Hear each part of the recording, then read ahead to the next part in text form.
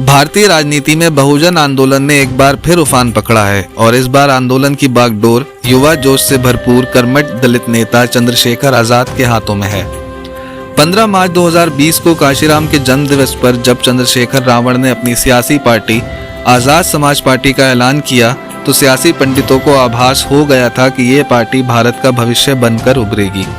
क्योंकि चंद्रशेखर रावण युवाओं के लिए एक ब्रांड बन गए हैं। एनआरसी प्रकरण में दिल्ली की सड़कों पर आंदोलन और मुस्लिम समाज के लिए जेल जाना, इन सारी बातों से रावण मुसलमानों के मसीहा के रूप में उभरे हैं।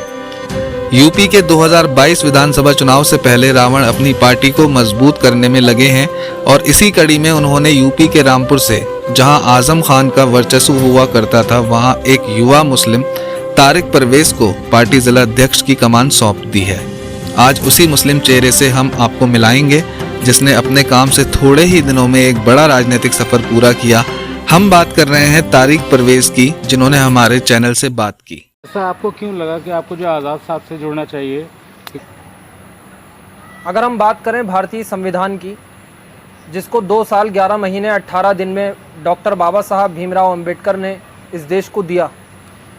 तो संविधान की उद्देशिका और प्रस्तावना को अगर हम पढ़ेंगे तो उसमें लिखा है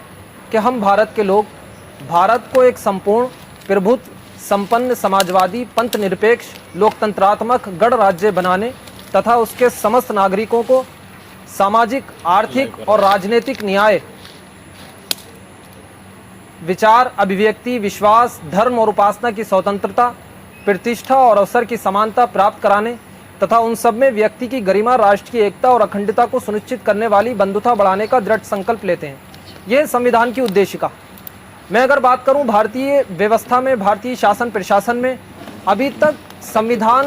के जितने भी आर्टिकल्स हैं, संविधान के जितने भी अनुच्छेद हैं, वो ही लागू नहीं हो पाए। उनको लागू होना तो बहुत बड़ी बात है, लेकिन अभी तक उद्देशिका और प्रस्तावना भी लागू नहीं हुई है। तो आज़ाद समाज पार्टी, भीम आर्मी प्रमुख, राष्ट्रीय अध्यक्ष बड़े भाई चंद्रशेखर आज़ाद जी जिस बहुजन मिशन को लेकर उठे हैं, उनका मकसद ये है कि भारतीय व्यवस्था में, भारतीय शासन प्रशासन में संविधान की जो उद्देशिका है, प्रस्तावना है, वो ज़मीनी स्तर पर लागू हो सके। तो उसी मिशन से प्रभावित होकर बाबा साहब भीमराव अंबेडकर के मिशन को मैंने पसंद किया है, उनको बचपन से पढ़ा है, महात्मा ज्योतिराव फूले उनके बारे में पढ़ा है, तो इसीलिए मैं प्रभावित हुआ उस मिशन से और मैं मिशन के काम में बड़े भाई माननीय चंद्रशेखर आज़ाद जी के साथ लग गया।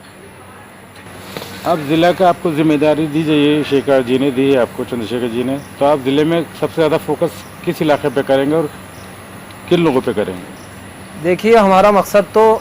पूरे ज़िले पे ही फोकस करना है और जहाँ जहाँ हमारे बहुजन समाज के लोग निवास करते हैं, वहाँ वहाँ उन तक पार्टी की नीतियों को पहुँचाना है और वहाँ से उन्हें मिशन के प्रति जागरूक करके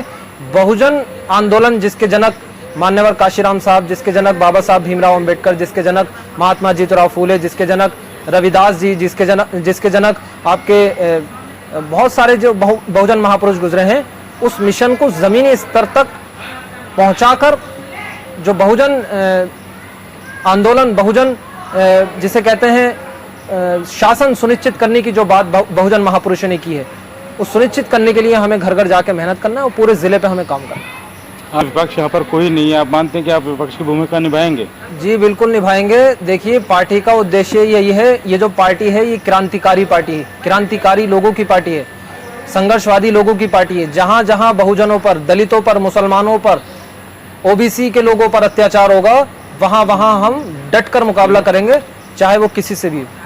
के खिलाफ इलीगल लोग जो देखिए, बहुत जल्दी उस पर कोई मुहिम चला मैं बहुत जल्दी ग्राउंड लेवल पर तैयारी कर रहा हूँ और बहुत जल्दी हम जो है भीम आर्मी आज़ाद समाज पार्टी के जितने भी पदाधिकारी, कार्यकर्ता, अभी हम संगठन पे काम कर रहे हैं, जैसे ही हमारा संगठन तैयार हो जाएगा हम सब मिलकर इसके लिए आक्रोश प्रदर्शन करेंगे और प्रशासन को बताएंगे कि ये जो है गलत काम है। क्योंकि 21 दिसंबर को जो आंदोलन हुआ था, जिसमें एक रामपुर का एक मुस्लिम बच्चा मारा गया था, और ये संविधान विरोधी कानून है, इसको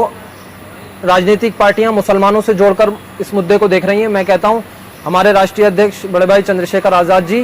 वो उनका कहना यह है कि ये संविधान से जुड़ा हुआ मसला है, तो हम जो है इस पर लगातार अपनी भूमिका जो है स्पष्ट करेंगे और भूमिका हमारी स्पष्ट यही होगी कि हम इसके खिलाफ आंदोलन करेंगे और जो है बेगुनाह मुसलमानों को फंसने नहीं देंगे। आपका एजेंडा शहर के लिए क्या है? यहाँ बेरोजगारी, एजुकेशन, किस पे वर्क करेंगे? सबसे पहला काम तो मैं शिक्षा पे करूंगा, क्योंकि शिक्षा, जिसमें बाबा साहब भीमराव अंबेडकर ने कहा है कि शिक्षा शेरनी का दूध है, जो जितना पिएगा वो दहाड़ेगा। हमारे लोग अभी वो दूध पीते ही नहीं है, तो दहाड़ेंगे कैसे? इसलिए सबसे पहला काम तो मैं ये करूंगा कि अपने लोगों को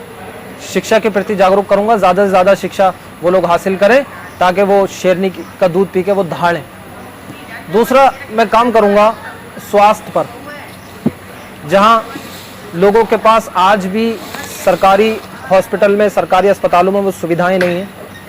वहाँ पर मैं गांव-गांव तक, हाँ जैसे रूरल एरिया में मैं घूमता हूँ तो वहाँ पर जो सरकारी अस्पताल हैं वहाँ पर सुविधाएं नहीं है। मेरी प्लानिंग ये है कि दूसरा जो काम मेरा होगा वो